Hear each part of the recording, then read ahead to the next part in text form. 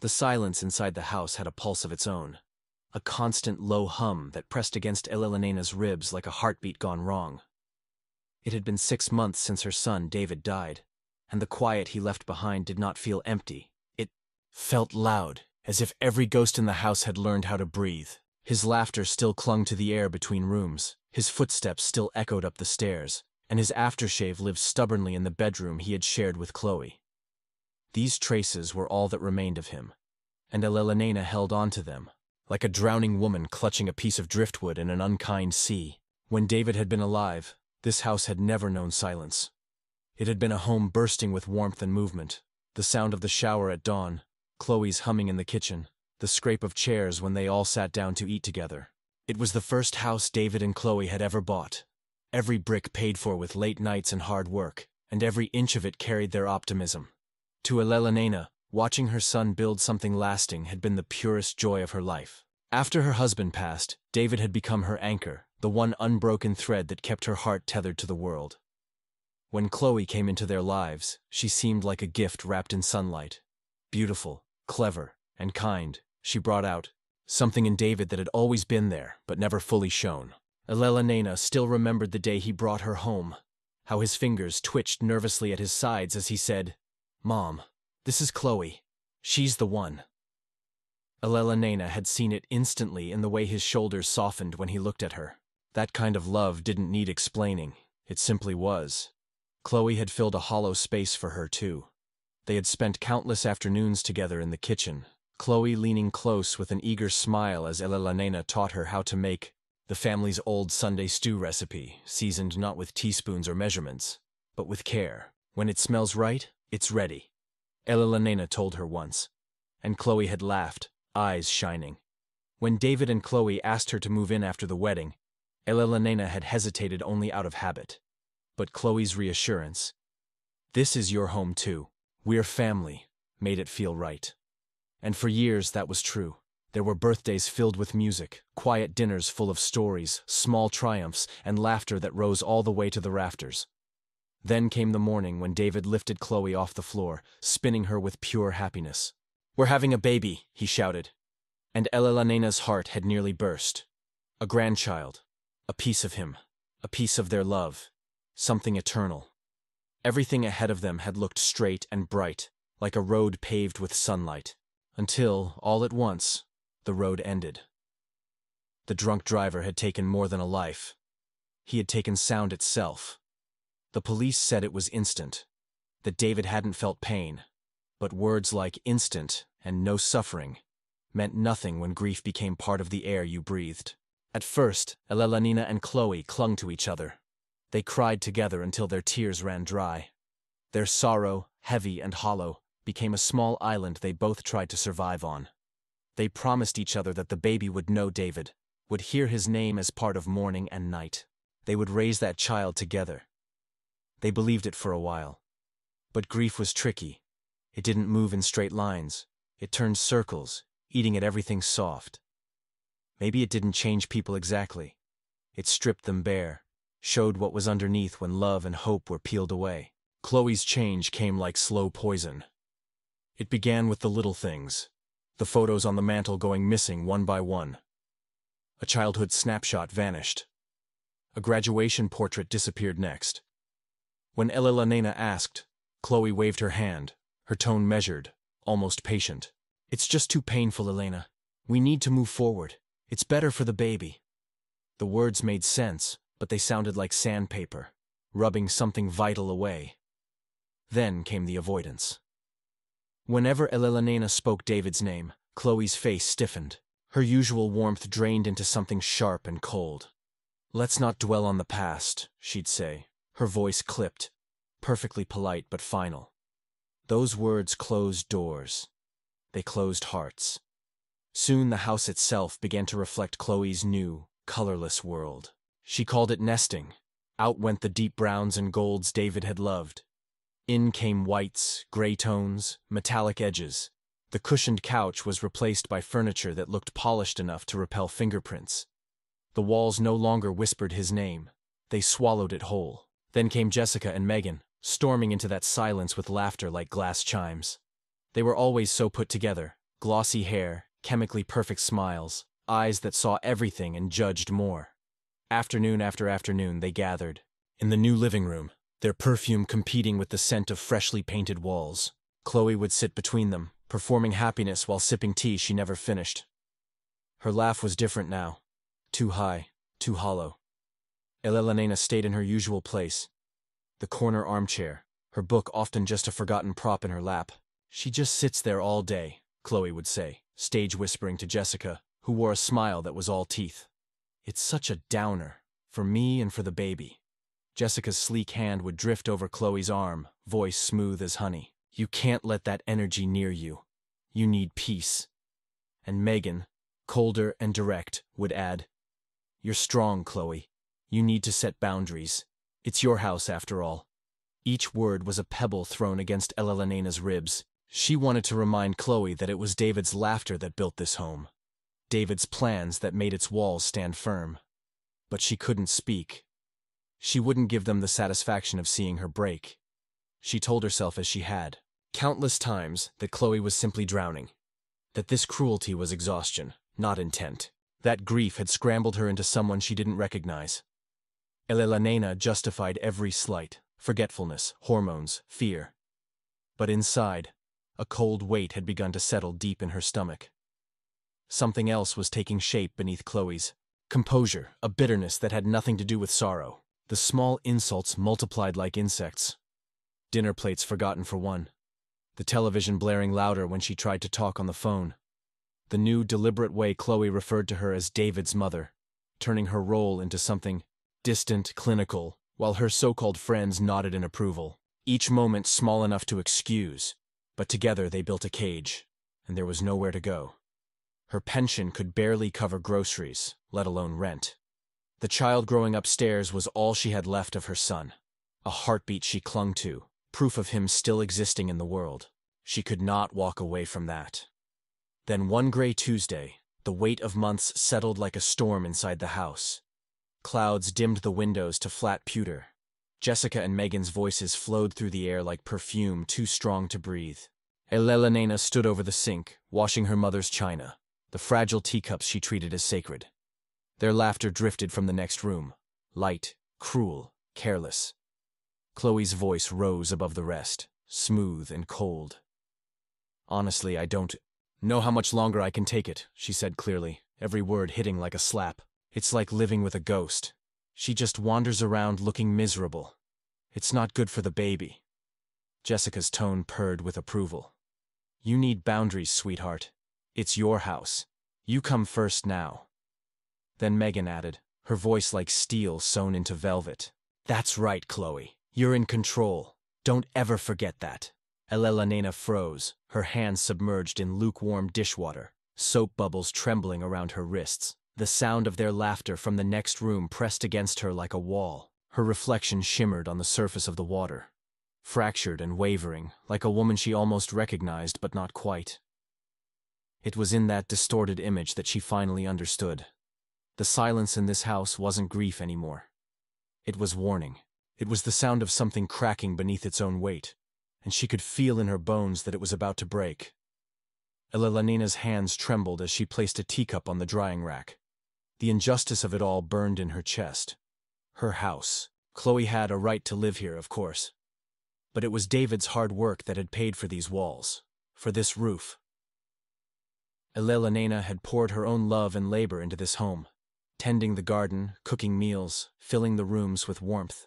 And now she was being called a ghost, a negative influence. She took a deep breath, her heart pounding against her ribs. She decided she would not hide in the kitchen like a scolded child. She would go in there and sit in her chair and read her book. She would not be made to feel like an intruder. Drying her hands, she walked out of the kitchen and into the living room, her head held high. The three women stopped talking the moment she entered. They stared at her, a trio of silent judges. Chloe was sitting on the sofa, her hand resting protectively on her pregnant belly. Jessica and Megan were perched on either side of her like two vultures on a branch. The air was thick with unspoken malice. Elena ignored them, walking over to her armchair in the corner and picking up her book. She could feel their eyes on her, watching her every move. She sat down, her hands shaking so much she could barely focus on the words on the page. The silence stretched on, heavy and uncomfortable. Then Chloe spoke, and her voice was no longer trying to hide its cruelty. It was cold, clear, and sharp as a shard of glass. "You know, my friends think you're pathetic," she said, her eyes narrowed. Elena looked up from her book, her heart stopping in her chest. She stared at Chloe, at the woman her son had loved, the woman who was carrying his child. She saw no trace of the girl David had brought home all those years ago. The face looking back at her was a stranger's, hard and unforgiving. Chloe leaned forward, a slow, cruel smile spreading across her lips. It didn't reach her eyes. Her eyes were like chips of ice. "They think it's boring just watching you sit there, wasting away," she continued, her voice dropping to a conspiratorial whisper that was loud enough for the whole room to hear. "So we were just talking, and we decided we should do something to entertain ourselves, something to finally liven things up around here." Jessica and Megan exchanged a glance, their own smiles thin and hungry. Elena looked from one face to the next, and the knot of fear in her stomach turned into a cold, solid dread. She didn't understand what was happening, not fully, but she knew that a line had just been crossed. She knew that she was in danger. She opened her mouth to speak, to ask what Chloe meant, but no words came out. Chloe stood up slowly, her body moving with a strange, deliberate grace. She walked towards Elena's armchair, her friends watching with rapt attention. She stopped right in front of her, close enough that Elena had to crane her neck to look up at her. The pregnant belly that was supposed to be a symbol of life and hope now seemed like a weapon, a shield she used to justify her cruelty. "Don't look so scared, David's mother," Chloe whispered, the smile never leaving her face. "This is for your own good. It's time to stop living in the past." And then she raised her hand. The sound of the slap was sharp and ugly, a crack that shattered the last of the fragile peace in the room. It wasn't a hard slap, not one born of rage, but something far worse. It was a calculated act of humiliation delivered with a cold, deliberate precision. Elena's head snapped to the side, the sting on her cheek a sudden blossoming heat. For a moment, the world went silent and white, the shock so profound it stole the air from her lungs. She could feel the imprint of Chloe's fingers on her skin, a brand of ownership, of dominance. Then the silence was broken by a sound even uglier than the slap. Laughter. It was Jessica who laughed first, a short, sharp bark of amusement. Megan quickly joined in, a high-pitched titter that sounded like breaking glass. They were looking at Elena, not with pity or concern, but with the gleeful cruelty of schoolyard bullies who had just found their next victim. They were entertained. This was the show Chloe had promised them. Elena slowly turned her head back to face her daughter-in-law. Chloe hadn't moved. Her hand was still slightly raised, and that same chilling, empty smile was plastered on her face. Her eyes, however, were wide and bright with a kind of feverish excitement. She was watching Elena's reaction, savoring the moment. "See?" Chloe said, her voice soft, almost gentle, which made it all the more terrifying. She gestured towards Elena with the hand that had just struck her. "That's what you need. A little wake-up call to shake you out of this endless sadness." She looked over at her friends, seeking their approval. "We can't have all that negativity affecting the baby, can we?" "Definitely not," Megan said, nodding eagerly. "You're just being a good mother, Chloe, protecting your child." Elena stared at them, her mind struggling to catch up with the reality of what was happening. These women, this woman who was carrying her grandchild, were framing an act of assault as an act of care. They had twisted cruelty into a virtue. The room felt like it was tilting, the walls closing in. She felt a wave of dizziness, a profound sense of dislocation, as if she had fallen into a nightmare and couldn't wake up. Her cheek throbbed, a dull, aching reminder that this was real. This was happening. As she sat there, trapped in her armchair under their triumphant gazes, her mind did what it always did. When the present became too painful to bear, it fled. It ran for the safety of the past, to a time when the name Chloe was synonymous with light and happiness, not cold-hearted cruelty. A memory surfaced so vivid and clear it was almost painful to behold. It was the day Chloe had found her wedding dress. They were in the attic, dust motes dancing in the single beam of sunlight from a small window. Elena had unlocked an old cedar chest, the scent of lavender, and memories filling the air. Inside, nestled in layers of yellow tissue paper, was Elena's own wedding dress. It was a simple, elegant gown of ivory lace with long sleeves and a row of tiny pearl buttons down the back. "Oh, Elena," Chloe had whispered, her voice full of awe as she gently lifted it from the chest. "It's beautiful. My mother wore it, and I wore it," Elena had said, her voice thick with emotion. "It's a piece of our family's history." Chloe held the dress up to herself, her eyes shining. Could I? Would it be okay if I tried it on? Later, in Elena's bedroom, Chloe stood in front of the full-length mirror, turning this way and that. The dress fit as if it were made for her. It was a perfect match for her grace and beauty. Elena stood behind her, her hands carefully fastening the delicate pearl buttons, her knuckles brushing against Chloe's warm back. She could see both of their reflections in the mirror, the hopeful young bride and the proud mother united in a moment of pure, uncomplicated joy. Chloe had met her eyes in their reflection, her own welling up with tears. "Thank you," she had whispered. "Thank you for sharing this with me. I want to be a part of this family's history, Elena. I want that more than anything." Where was that girl now? Elena wondered. The sting on her cheek, a stark contrast to the memory of that gentle, happy day. What had happened to the woman who had cried with gratitude over a piece of family history? Had she ever been real, or had it all been an act, a performance for the benefit of the son who loved her? Another memory flooded in, this one of David. It was a few weeks after they had learned Chloe was pregnant. He and Elena were sitting on the back porch one evening, watching the fireflies begin their nightly dance. Chloe was inside, asleep on the sofa, tired from the first trimester. David had been quiet for a long time, a thoughtful smile on his face. "You know, Mom," he'd said finally, his voice low and full of wonder, "I was thinking about the baby. I just hope he or she loves you as much as I do." Elena had reached over and squeezed his hand. "Of course they will, sweetheart. I mean it," he insisted, turning to look at her, his eyes serious. "The bond you and I have, it's everything. It's the foundation of my whole life. I learned how to be a good person from you. I want my kid to have that. I want them to sit here on this porch with you and listen to your stories. I want you to teach them how to cook your famous apple pie. I want you to be a huge part of their life. You and Chloe, you're the two most important women in my world. I need you both to always be there for each other and for this baby. Promise me." "I promise, David," she had said, her heart swelling with love for her son.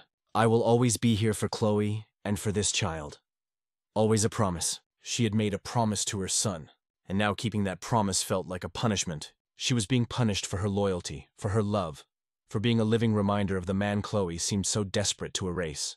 The thought was a fresh wave of pain, sharper and deeper than the physical sting on her cheek. This wasn't just a betrayal of Elena. It was a betrayal of David's memory, of his final wishes for his family. As if summoned by her thoughts, a third memory surfaced. This one was different. It wasn't warm or happy. It was a small, unsettling moment she had pushed aside at the time, but which now seemed like a giant flashing red light she had willfully ignored.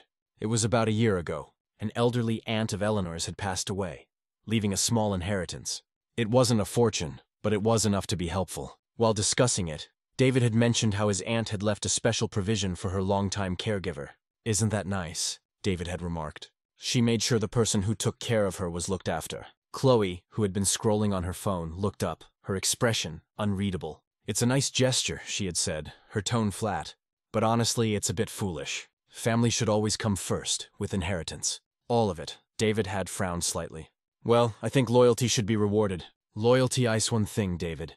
A smart financial plan is another," Chloe had replied, her voice clipped. She immediately seemed to realize she had said too much, and her bright smile snapped back into place. "I'm just saying we have to be practical about the future for our family." At the time, Elena had thought it was a nod, slightly cold thing to say, but she had dismissed it. Chloe was practical, always thinking about the future. It was one of the things David loved about her. But now, looking back, the comment felt sinister. Family should always come first. And now without David, was Elena still considered family? Or was she just a financial liability? An obstacle standing between Chloe and the full inheritance, the house, the life insurance, the complete control she now craved. The thought was so ugly, so monstrous that Elena felt sick to her stomach. "Well, I think that's enough excitement for one day." Jessica's voice snapped Elena back to the present. She and Megan were standing up, gathering their purses. They looked energized, refreshed, as if they had just come from a spa day instead of witnessing an act of casual cruelty. "You did great, Chloe," Megan said, giving her a hug. "You're setting healthy boundaries. It's for the best." Chloe walked them to the door, her hand once again resting on her belly. She was the picture of a serene, glowing mother-to-be. "Thanks for coming, guys," she said. "It really helped." After she closed the door behind them, the house fell into that same suffocating silence that had become its new normal. But this time, it was different. It was charged with menace. Chloe walked back to the center of the room and stood there for a moment, her back to Elelena. Then she turned around. The smile was gone. Her face was a blank mask, her eyes cold and hard as stone. "Let's get a few things straight," she said, her voice devoid of any emotion. "This is my house now. David is gone. You are living here because I allow you to live here. From now on, you will be quiet. You will stay out of my way. And you will not upset me or my guests with your depressing stories about the past. You are a guest here. Start acting like one. Do you understand me?" Elelena looked at the woman wearing her son's wedding ring, carrying her son's child, living in her son's house. She saw no flicker of doubt, no hint of remorse. She saw only a chilling certainty, a complete and total conviction in her right to inflict this pain. Elelena didn't answer. She couldn't. Her throat was tight, her heart a lean weight in her chest. She simply stared, her mind reeling from the whiplash of moving from a loving past to this brutal present. Chloe seemed to take her silence as an affirmation. She gave a curt nod. "Good." Then she turned and walked out of the room, leaving Elelena alone in the encroaching twilight. The heat on her cheek had faded to a dull, persistent edge. But underneath the pain, underneath the shock and the heartbreak, something new was beginning to stir in the deepest, most wounded part of her soul. It was a tiny, cold spark in the darkness. It was not hope. It was not sadness. It was the quiet, simmering ember of a promise she had made to herself without even realizing it. The promise that this was not over. This was not the end of her story. The days that followed the slap were a masterclass in psychological warfare. Chloe didn't need to raise her hand again. She had established her power with that one sharp crack of sound. Now she wielded silence as her weapon of choice. The house, which was already quiet, became a tomb. Chloe would move through the rooms like a phantom, her presence a cold weight in the air. She would look directly at Elelena and see nothing, her eyes gliding past as if looking upon an empty chair. She prepared her own meals, washed her own dishes, and retired to her room, leaving Elelena fend for herself in the vast, echoing kitchen. It was an orchestrated campaign of isolation designed to make Elelena feel not just unwelcome, but entirely invisible. Elelena tried at first to pretend things were normal. She would say good morning to Chloe's back, her voice sounding small and desperate in the stillness. She would offer to cook, to clean, to help in any way she could, her words falling into a void of indifference. Chloe's rejection was absolute. She was systematically cutting every remaining thread that connected them, ensuring Elelena understood her new place. She was no longer the matriarch, the mother-in-law, or even a family member. She was a ghost, haunting the edges of Chloe's new life, a life that had no room for David's past. Elelena felt herself shrinking. She spent most of her time in her small bedroom. The memories of her son heraldly comfort. She would hold his old baseball glove, tracing the worn leather where his hand had been. She would read the books he'd loved, trying to hear his voice in the words. But even these small comforts were tinged with fear. She felt a growing panic that Chloe would find a way to take these too. Her fears were confirmed the following Saturday. The morning started with an unusual amount of noise. Elelena heard the scrape of furniture, the thud of boxes being dropped in the hallway.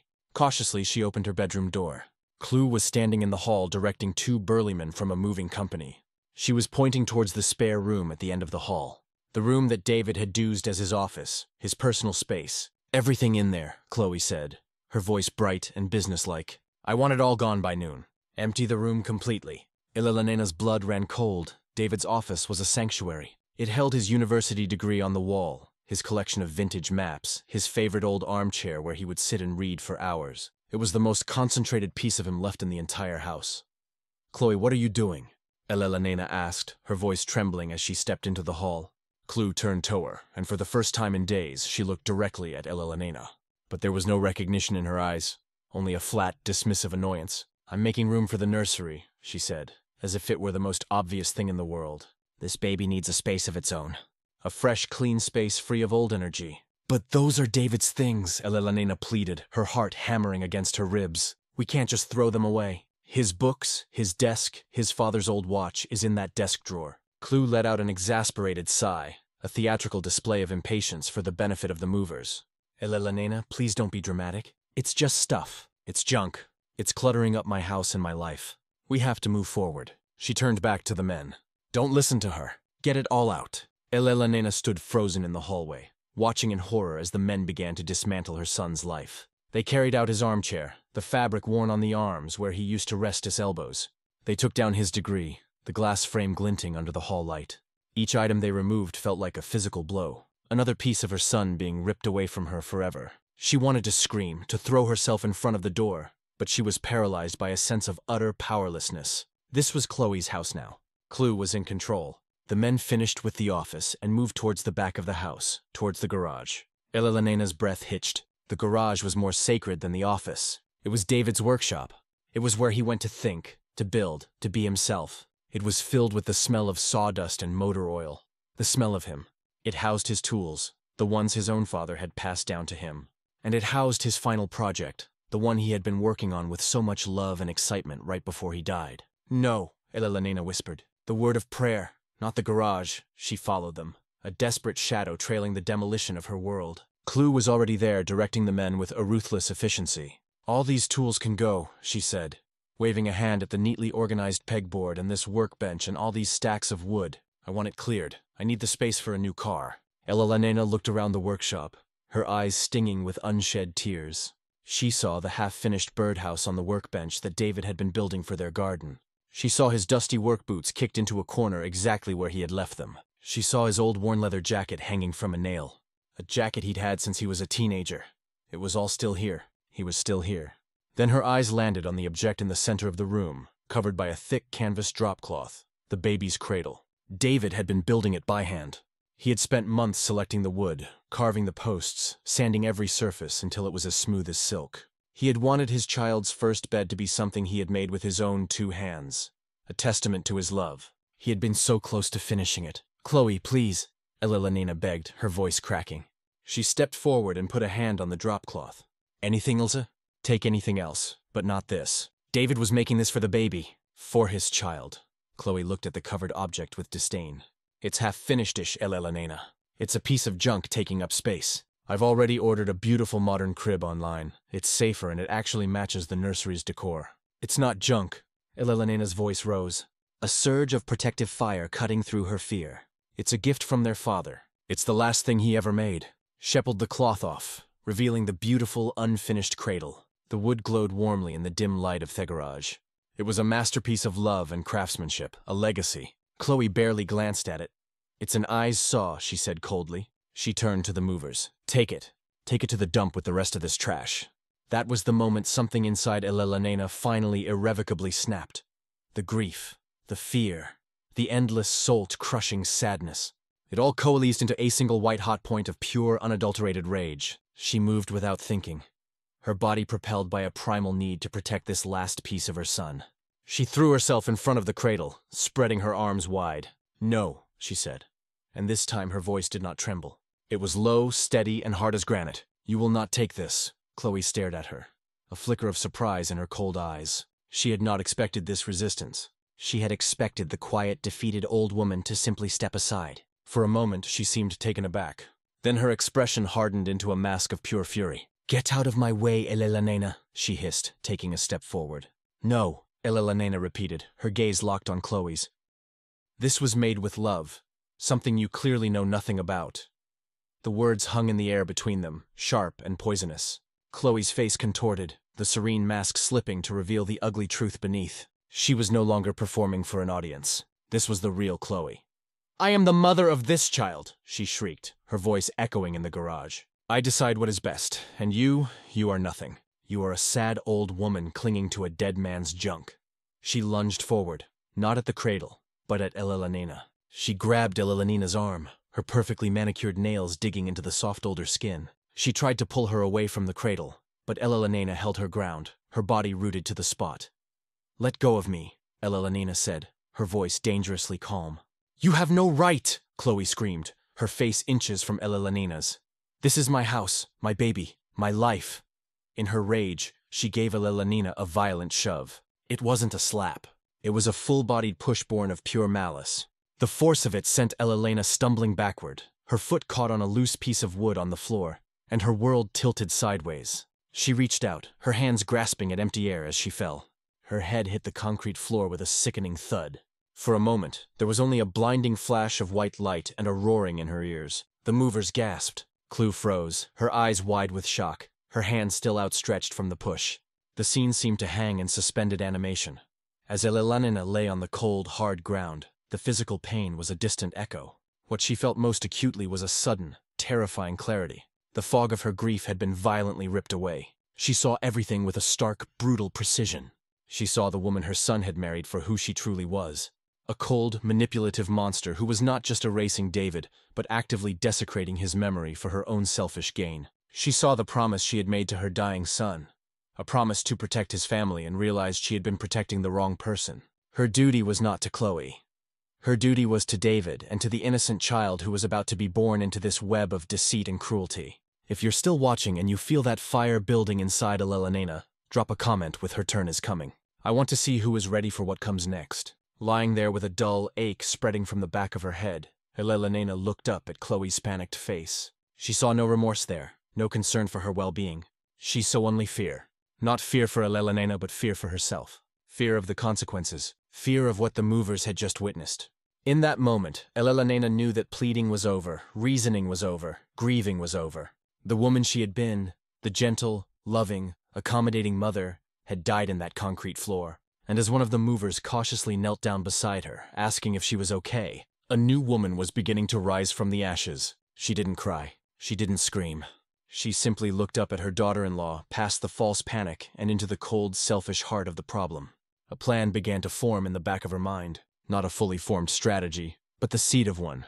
It was a cold, quiet seed planted in the fertile ground of her heartbreak, and watered by the pure, clean anger that now flowed through her veins.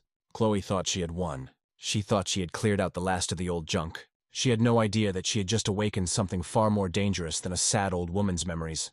She had awakened a mother's vengeance. The thud of Elelena's head hitting the concrete echoed with a strange finality. In that blinding moment of impact, the old Elelenar, the one who wept, who pleaded, who hoped for a flicker of the old Chloe to return, was gone.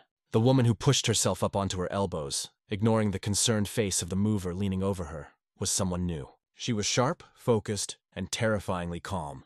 "I'm all right," she said, her voice steady, though a wave of pain pulsed behind her eyes. I lost my footing." Chloe, whose face had been a mask of wide-eyed panic, seized on the excuse immediately. "Oh, thank God, Elelena. You gave me such a fright." She rushed forward, all theatrical concern, helping Elelena to her feet. Her grip was firm, a silent warning. "You see, this is what I mean. All this stress isn't good for you. You're not as steady as you used to be." She was already spinning the narrative, painting Elelena as a frail, clumsy old woman who had simply fallen.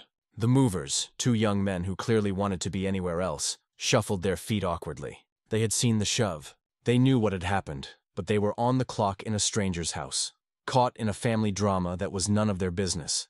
They exchanged a look, and assonant agreement passed between them. It was easier to believe the lie. "We'll just take this last piece, Mom," one of them said, gesturing towards the cradle. He avoided looking at either Chloe or Eleanor. "No," Elelena said, her voice quiet but firm. Chloe's hand tightened on her arm, a warning squeeze, but Elelena didn't flinch. She looked at the mover, her eyes clear and direct. "That piece is staying. It was a mistake. Put it back against the wall." There was an authority in her tone that hadn't been there before. The mover looked at Chloe, who hesitated for a split second. To argue now would be to admit the entire conflict was about the cradle, confirming the mover's suspicions. Defeated for the moment, Chloe forced a tight smile. "Of course, whatever you want, Elelena. You've had a shock." She released Elelena's arm and waved a dismissive hand at the movers. "Just leave it. We're done here. You can go." The men practically ran out of the garage. The moment the door closed, Chloe's mask of concern vanished. "Don't you ever," she snarled, her voice a low whisper, "undermine me in front of other people again." Elelena didn't answer. She simply walked over to the cradle, her hand resting on the smooth, sanded wood her son had shaped. She had won this tiny battle, but she knew the war had just begun, and she knew she could never win it by fighting head-on. Her new strategy would have to be like her grief had been: quiet, patient, and utterly consuming.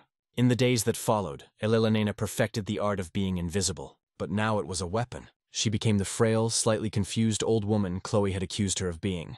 She moved slowly. She spoke little. She would sit in her armchair for hours, a book open on her lap, seemingly lost in another world. Chloe, believing she had thoroughly broken Elelena's spirit, relaxed her guard. She saw Elelena not as a threat, but as a piece of furniture she had to tolerate until the baby came. This was exactly what Elena wanted. While she appeared to be staring blankly at a page, Elena was listening. Her hearing, always sharp, became her primary tool. She learned the rhythm of Chloe's new life. The mornings were 4 long phone calls with her mother filled with complaints about her pregnancy and thinly veiled insults about the Levin burden. The afternoons were for Jessica and Megan, their conversations a toxic cocktail of gossip, materialism, and casual cruelty. But it was the evenings that were most interesting. After her friends left, when Chloe thought she was alone, she would make other calls. The tone was different.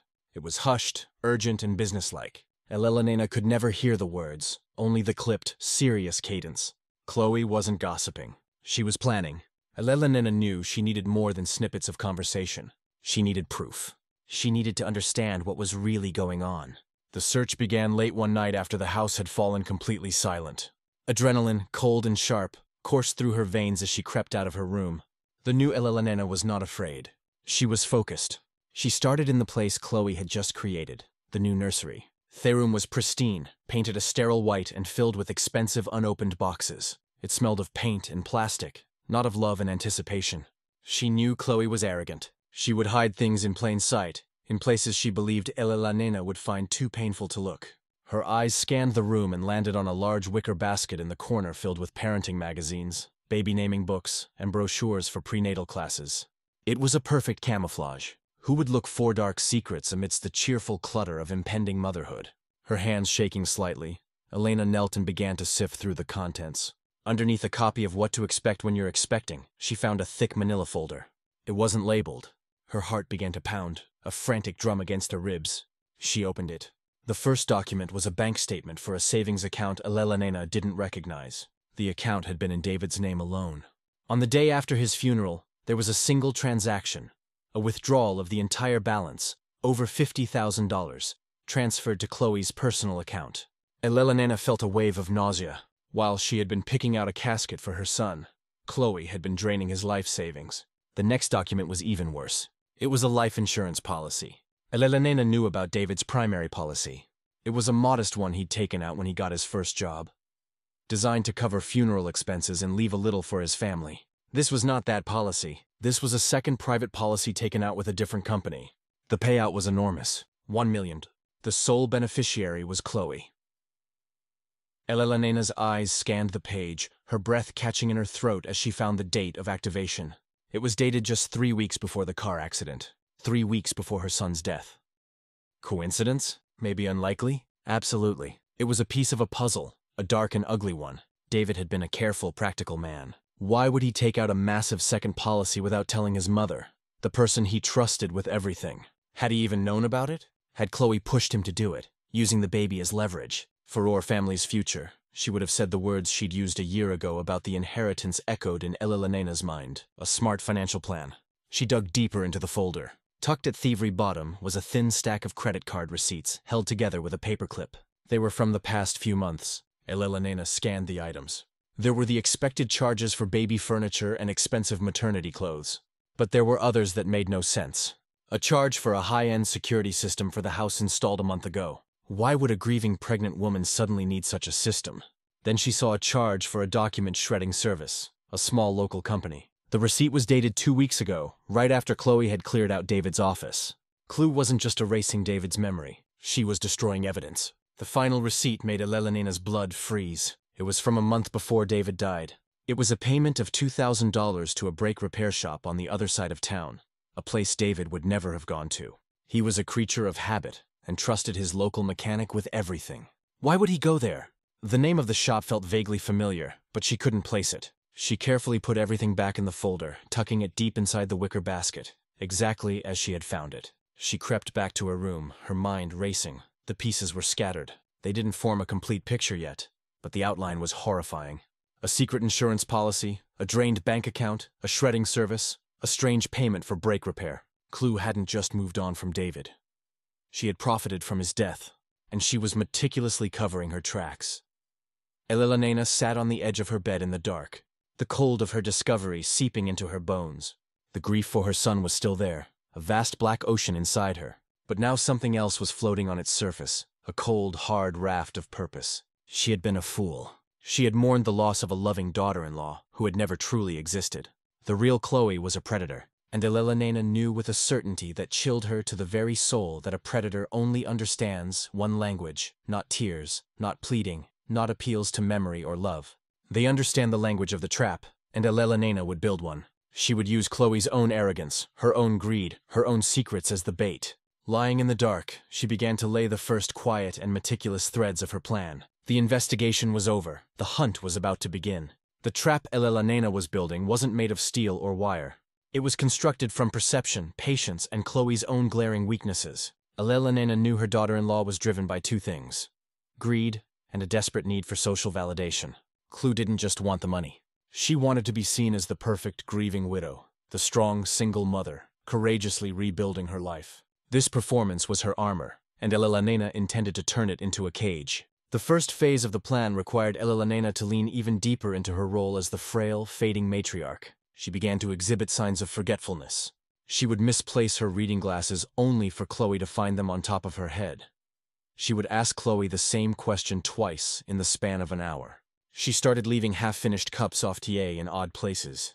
Each instance was small, deniable, but together, they painted a picture of a woman whose mind was beginning to unravel under the weight of her grief. Chloe predictably took the bait. She treated Elena's supposed decline with a mixture of feigned pity and genuine irritation. "Oh, Elena!" She'd sigh loudly when her friends were over, picking up a misplaced teacup. "You'd lose your head if it wasn't attached. The stress is really getting to you." Jessica and Megan would exchange knowing glances, reinforcing the narrative. The poor, brave Chloe, not only preparing for a baby, but also burdened with a senile mother-in-law. While Chloe was busy building her public image of a long-suffering saint, Elena was meticulously preparing the stage. The key to her plan was an object Chloe had long since dismissed: the old family computer in David's former office, now the pristine white nursery. Chloe had a new sleek laptop she used for everything.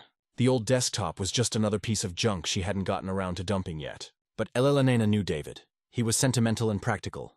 He never threw anything away, and he always backed everything up. Late one night, Elena slipped into the nursery. Her hands, which trembled so convincingly during the day, were rock steady as she booted up the old machine. It whirred to life, a ghost from another time. David's user account was password protected, but Elena knew him better than anyone. She typed in the name of his first dog, followed by the year he'd hit his first home run in Little League. Buddy 1998. The screen unlocked. His desktop was a time capsule. There were folders for work, for finances, for photos. Elena ignored them. She went straight to the email program. She began searching through years of correspondence. A digital archaeologist digging through the ruins of her son's life.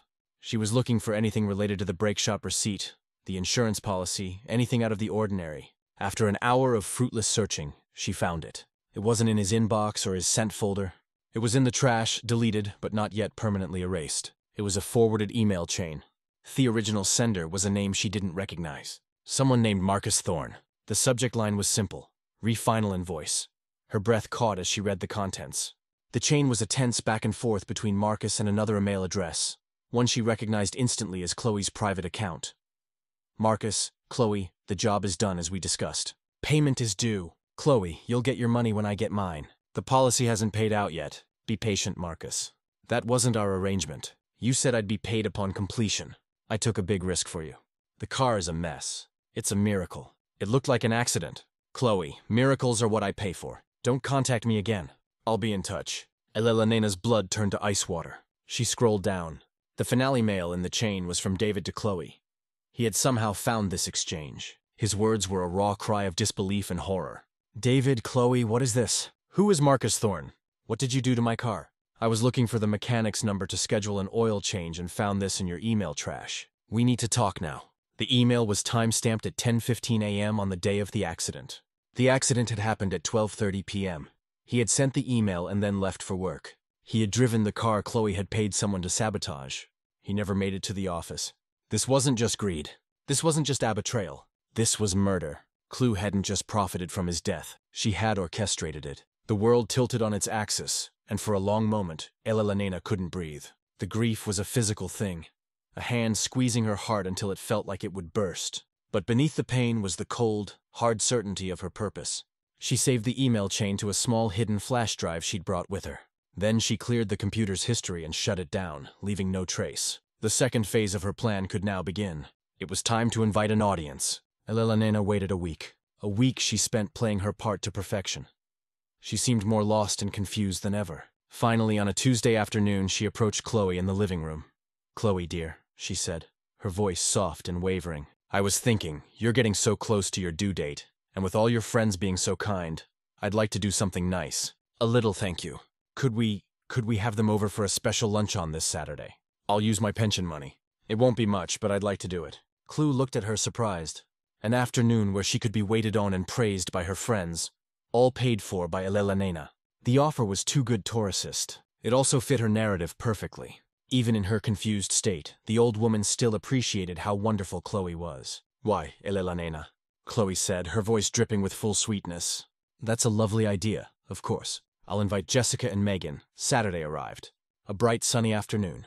Elena had been busy all morning preparing a beautiful meal. She made David's favorite roast chicken, filled the house with the scent of rosemary and thyme, and set the dining table with the good china.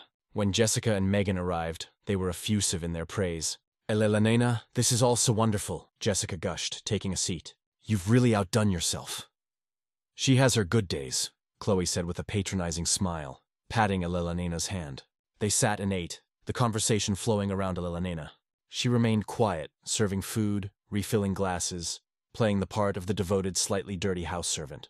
Chloe was in her element, holding court, talking about her nursery plans, and complaining about the aches and pains of her third trimester.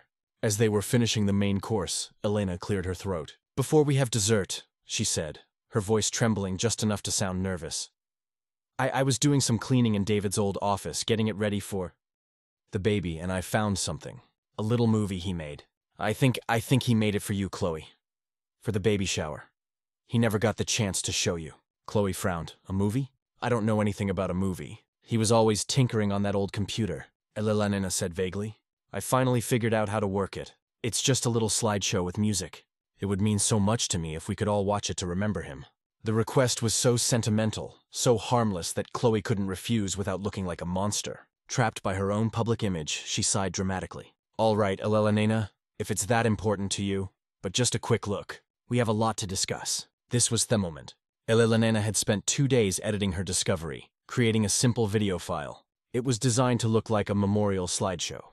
She'd connected the old computer to the large television in the living room the night before, a task that took her hours of fumbling with cables to make it look authentic. She turned on the TV. The screen flickered to life, showing the old computer's desktop. She fumbled with the mouse, her hand shaking. "Oh dear, I'm not very good at this," she mumbled. The video file was on the desktop, labeled simply for Chloe and Peanut. She double-clicked it. The screen went black. For the first 10 seconds, it was exactly what she had promised. A photo of a smiling David appeared, then one of him and Chloe on their wedding day. Soft instrumental music played in the background. Chloe relaxed, a faint bored smile on her face. Jessica and Megan looked on with polite interest. Then the music stopped. The photos vanished. The screen was replaced with the stark white background of an email. The text was large, blown up to be perfectly readable from across the room. "Marcus, Chloe. The job is done as we discussed.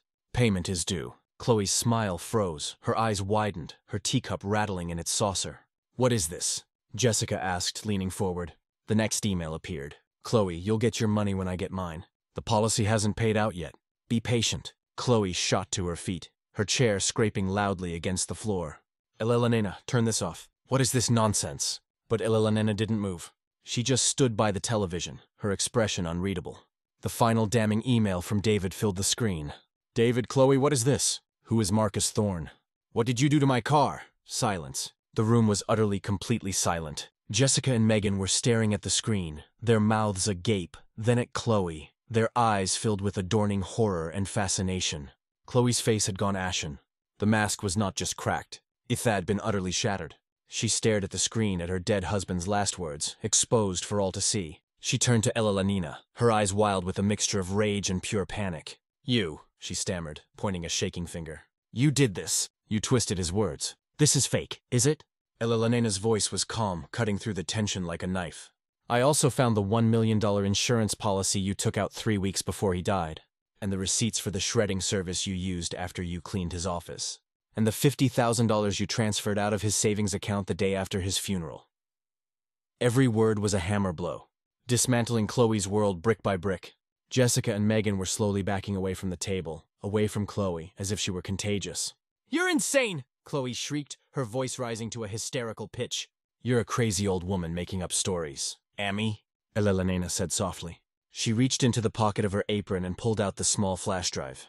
"Everything is right here, and I made a few copies. One is with my lawyer, with instructions to release it if anything should happen to me. Another is with a very interested reporter I spoke to last week and the original evidence. Well, let's just say it's somewhere safe, somewhere no one would ever think to look for it." She took a step toward Chloe, her gaze unwavering. "Your performance is over, Chloe. The show is canceled." Chloe stared at her, her chest heaving, trapped between her horrified friends and the quiet, avenging angel her mother-in-law had become. The carefully constructed world she had built on a foundation of lies and blood was collapsing around her, and she was standing alone in the ruins. For a long moment, the only sound in the room was the quiet hum of the television displaying David's final desperate question. Jessica and Megan were frozen, their faces a tableau of shock and a kind of horrified glee. They were witnessing the social event of the year, the complete and utter implosion of Chloe's perfect life. It was Jessica who broke the spell. Without a word, she scraped her chair back from the table, the noise loud and jarring in the tense silence. She grabbed her purse, her eyes darting between the screen and Chloe's ashen face, careful not to make eye contact with Elena. Megan followed her lead, practically scrambling to her feet. This was not a sisterhood of loyalty. It was a friendship of convenience, and Chloe had just become profoundly inconvenient. "We should go," Megan stammered, not looking at anyone in particular. "We have an appointment." They scurried out of the room, their footsteps quick and loud in the hallway, followed by the definitive click of the front door closing. They didn't say goodbye. They didn't offer a word of support or condemnation. They simply vanished, leaving Chloe utterly alone, exposed under the harsh light of the truth. The silence they left behind was heavier than before. It was a vacuum pulling all the air from the room. Chloe stood trembling, her arms wrapped around her pregnant belly as if it were a shield. But there was no one left to attack, no one left to lie to except the one person who now knew everything. Her gaze, filled with a venomous hatred, fell on Eleanor. "You think you've won, don't you?" She spat, her voice a low, ragged whisper. "You think you're so clever, you pathetic old woman, hiding in the shadows, digging through his things. You loved it, didn't you?" Playing the detective, Elena said nothing. She simply stood her ground, the small flash drive still clutched in her hand. It was her only weapon, and it had proven to be enough. "You always hated me," Chloe went on, her voice rising with a frantic energy. She began to pace the small space between the table and the sofa. "You always looked at me like I wasn't good enough for your perfect, precious David. Well, let me tell you something about your perfect son. He was a fool. He was a simple, trusting fool who believed every word I said. He loved you," Elena said, her voice quiet but firm. "That isn't foolish. That is a gift you threw away." Chloe let out a laugh, a sharp, unhinged sound that held no humor. "Love? You call that love? He wanted a simple life in this boring little house with his mother down the hall. He wanted picnics and family dinners. He didn't have any ambition. I was trapped. I was dying here. You were having his child," Elena stated. "The words are cold fact. You were building a family. That was his ambition." Chloe stopped pacing and turned to face her, a cruel, triumphant smirk spreading across her face. It was the most honest expression Elena had seen on her since David's death. "Oh, that's where you're wrong," she said, her voice dropping to a conspiratorial, poisonous tone. "That's the one thing you and your pathetic snooping didn't uncover. You want to protect his legacy. You want to save his precious cradle for his child." She took a step closer, her eyes gleaming with a malevolent fire. She wanted to hurt Elena now. Not just escape, but inflict one final devastating wound. She wanted to burn the whole world down. "Let me tell you the final secret, Elena.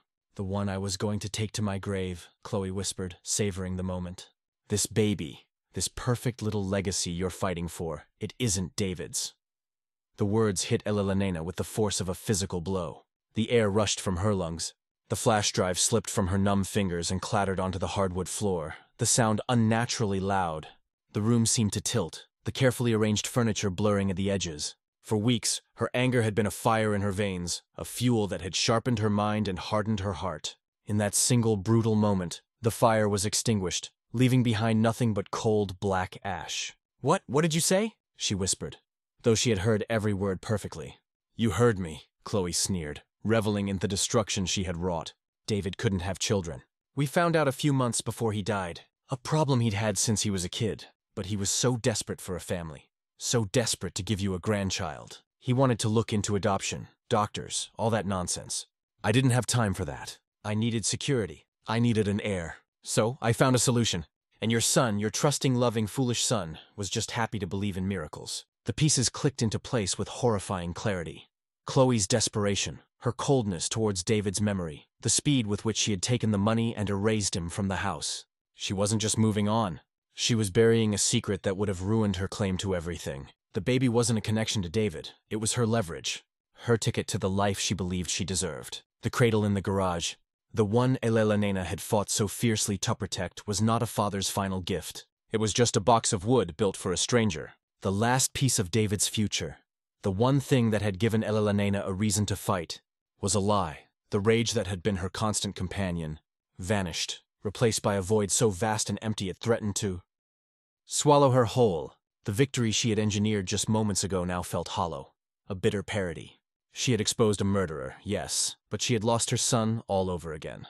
She had lost his future, his legacy, his child. Chloe was still talking, her voice a triumphant drone, but Elena no longer heard the words. She stared at Chloe's belly, at the life growing inside that had been used as the ultimate tool of betrayal.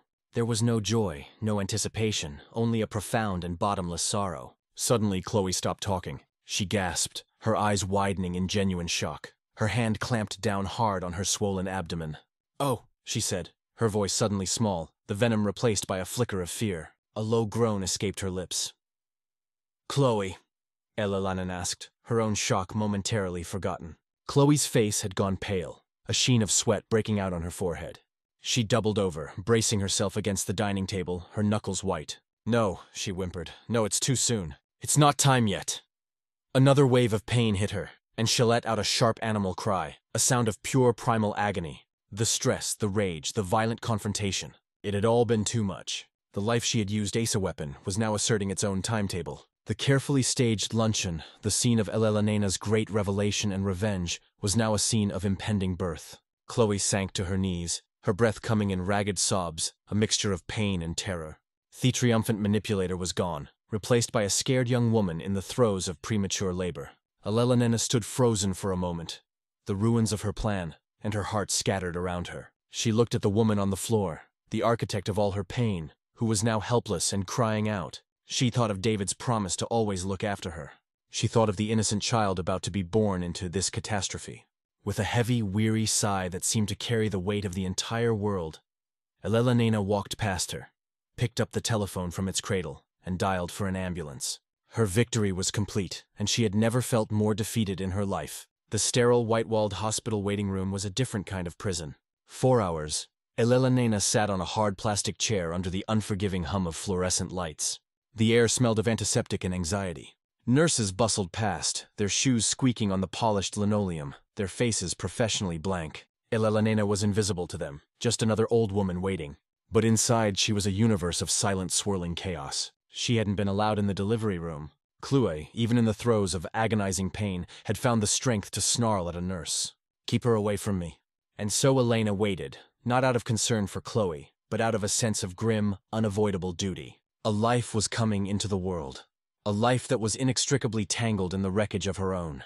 She felt no anticipation, no joy, only a profound and hollow weariness. The final twist, the truth about the baby's parentage, had been a masterstroke of cruelty. It had taken Elena's righteous anger and curdled it into a deep, unshakable sorrow. Her victory felt like ashes in her mouth. A doctor finally emerged, his scrubs a pale, faded green. "He looked tired. She's stable," he said, his voice gentle. "And you have a grandson? He's small, a few weeks premature, but he's healthy. He's a fighter, a grandson." The word should have been a balm, a continuation, a reason for hope. Instead, it was just a label for the innocent casualty of Chloe's war. Elena nodded slowly, the information registering not in her heart, but in her mind, like a line item in a balance sheet. "Can I see her?" Elena asked. The doctor nodded. "She's in recovery. Room 312. When Elena pushed open the door to room 312, the scene was one of quiet exhaustion. Chloe was pale, her hair damp and stuck to her forehead. She was propped up against a pillow, her eyes closed in a clear plastic bassinet beside the bed. A tiny, swaddled bundle was sleeping. The baby, he was so small, his face wrinkled and red, his tiny fists clenched tight. He was a perfect, innocent stranger. Chloe's eyes fluttered open as Elena approached. They were not soft with the glow of new motherhood. They were hard, cold, and filled with a familiar, defiant hatred. Come to gloat, she whispered, her voice. No, Elena said simply. She looked from Chloe to the sleeping infant. I came to finish this. There's nothing to finish, Chloe sneered, a flicker of herald arrogance returning. You have your little recording. What are you going to do? Ruin my life? The mother of a newborn baby? No one will believe you. They'll say you're a vindictive old woman who snapped from grief. They might have, Elena agreed, her voice calm and even.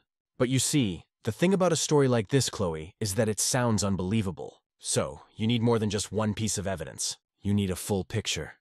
Elena reached into her purse and pulled out a plain white envelope.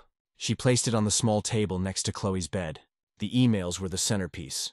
But I also have the bank statements showing the $50,000 you took.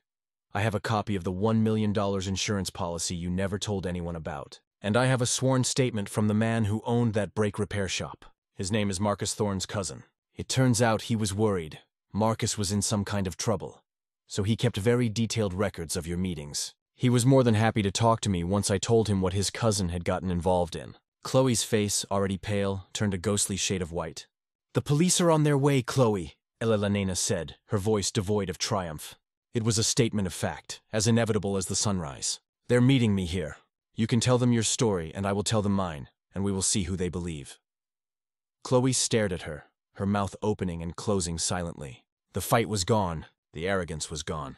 All that was left was the stark, terrified realization that she had nowhere left to run. Her trap had been perfect, but she'd underestimated the one variable she thought she controlled completely. The quiet old woman in the corner. Tears began to stream down Chloe's face. They were not tears of remorse. They were tears of self-pity of a cornered animal. My baby, she sobbed, looking at the bassinet. What about my baby? He will be cared for, Elena said. It was the only comfort she could offer, and it felt like a cold stone in her mouth. She turned and walked out of the room without looking back, leaving Chloe to her tears and the sound of approaching footsteps in the hall. She met the two detectives by the nurse's station, handed them the envelope and the flash drive, and answered their questions in a clear, steady voice. Driving home an hour later, the world outside her car seemed muted and distant. The sun was setting, painting the sky in brilliant strokes of orange and purple. But Elena felt none of its warmth. When she finally stepped back into the house, the silence was absolute. It was no longer the loud, grief-filled silence of David's absence. It was a true, deep and profound emptiness. Chloe was gone. The baby was gone. The drama was over. She walked through the sterile gray and white rooms that Chloe had created. They felt like a stranger's house, a film set after the actors have all gone home. She wandered into the garage, the place where everything had changed. The unfinished cradle stood against the wall, a monument to a love that was real and a future that was a lie. She ran her hand over the wood, feeling the smooth, perfect surface that David's hands had worked so tirelessly. He had poured all of his hope, all of his love for a child he would never meet into this single object. The baby in the hospital wasn't this by blood, but the love that built this cradle was real. The hope was real, that she realized was the part that mattered. That was the piece of her son that could never be erased. She thought about the question that would haunt her for the rest of her days. Was justice served? Chloe would go to prison. The truth was out. But it wouldn't bring David back. It wouldn't undo the betrayal. Justice felt less like a victory and more like a grim, necessary task, like cleaning up after a storm. It didn't fix what was broken. It just cleared away the wreckage, so you could see the ruined foundation underneath. Her promise to David echoed in her mind. Always be there for each other and for this child. She had failed to protect him from Chloe. But what of the child? An innocent boy born into the center of this hurricane. He was not her blood, but he was the last victim of Chloe's plot against Herson.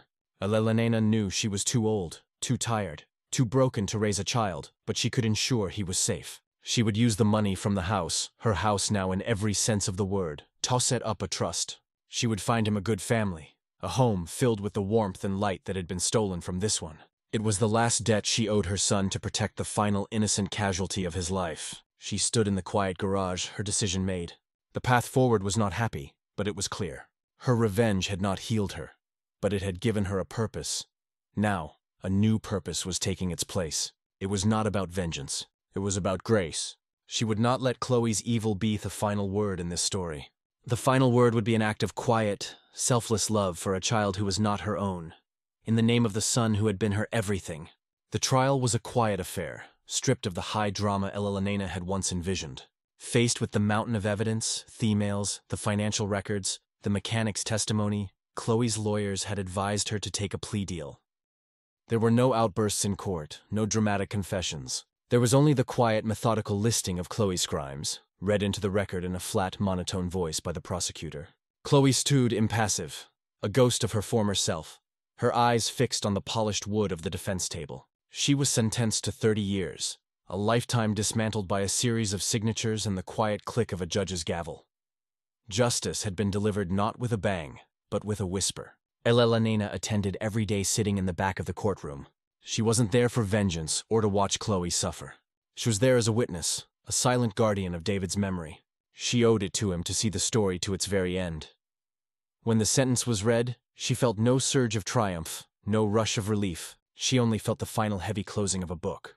In the months that followed, Elena worked with the same quiet, meticulous purpose she had applied to her revenge. She sold the house, the sterile gray and white box of painful memories, and found a small sunlit apartment overlooking a park. She took with her only the things that truly mattered. The family photos Chloe had tried to hide, her mother's china teacups, and David's old armchair, and of course, the cradle. It sat in the corner of her new living room, a piece of art born from love. It was no longer symbol of a lie, but a testament to her son's pure and hopeful heart. The baby, legally a ward of the state, had been given a temporary name, Michael. Through her lawyer, Elena made sure Chloe's parental rights were fully and irrevocably terminated. She then began the most important search of her life, finding Michael a family. She worked with a private adoption agency, sifting through dozens of profiles of hopeful parents. She was looking for something specific, a feeling she recognized from a lifetime ago, the same uncomplicated warmth and genuine love she had seen in David's eyes the day he introduced her to Chloe. She found them in a young couple, a teacher and a carpenter who had been trying for a child for years. Their profile was filled not with talk-off material things, but with descriptions of Sunday morning pancakes, family camping trips, and the importance of reading stories aloud.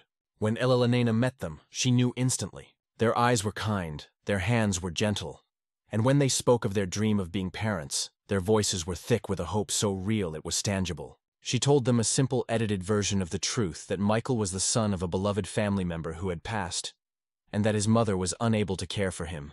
She explained that she was setting up a substantial trust for his education and future, an anonymous gift from a family friend. They wept with gratitude, promising to love and cherish the boy as their own. On the day the adoption was finalized, Elena was allowed one last visit. She went to the foster home, a small, clean house filled with the cheerful chaos of children's toys. The foster mother brought Michael into the room.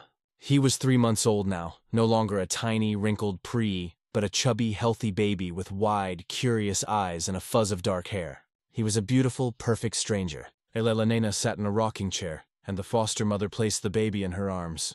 He felt warm and solid, a bundle of pure, unwritten potential. He looked up at her, his gaze direct and trusting. He knew nothing of the darkness that had surrounded his conception and birth. He was a blank page, a new beginning. She looked into his innocent face, and for the first time, she saw a flicker of something beyond the tragedy. She didn't see David. She didn't see Chloe. She saw him, Michael, a soul deserving of a life of his own, free from the shadows of the past. "Hello, little one," she whispered, her voice thick with an emotion she couldn't name. It was a mix of sorrow and peace, and a final bittersweet letting go. "Your father, the man who hoped for you, was a good man. He was the very best of men. He would have loved you more than anything in this world." She held him for a long time, rocking him gently, humming an old lullaby her own mother had sung to her, and she had sung to David. It was not an act of a grandmother holding her grandson. It was an act of transition, a quiet blessing, a passing of the torch from a life that had ended to one that was just beginning. She was saying her final goodbye to her son by ensuring this child's hello to the world was a safe and loving one. When the new parents arrived, their faces shining with a nervous, ecstatic joy, Elena placed Michael into his new mother's waiting arms. She watched as the woman looked down at her son, her face transformed by a wave of pure, unconditional love. In that moment, Elena knew she had done the right thing. The cycle of pain had been broken. She left before they could thank her again, slipping out the door and back into the quiet of her own life. The story was finally over. The questions she had started with, who, why, what happened, had all been answered. But a new question remained, one that would linger with her for the rest of her days. Could a good deed, an act of grace, truly wash away the stain of a terrible one? She didn't know the answer, But as she sat in her sunlit apartment that evening, her gaze fell upon the beautiful, empty cradle in the corner. It was no longer a source of pain. It was a symbol of a promise kept, not the one she made to David in the dark on the back porch, but a deeper, unspoken one. A promise to honor his love, not with vengeance, but with a final selfless act that allowed a new family and a new life to begin. The cradle was empty, yes, but Elena's heart, for the first time in a long time, felt a little less so. Dear viewers, what do you think? Was Elena's final act one of true forgiveness? Or was it the ultimate form of revenge against Chloe, ensuring she lost everything, even her son? Comment below. I'm reading every single one.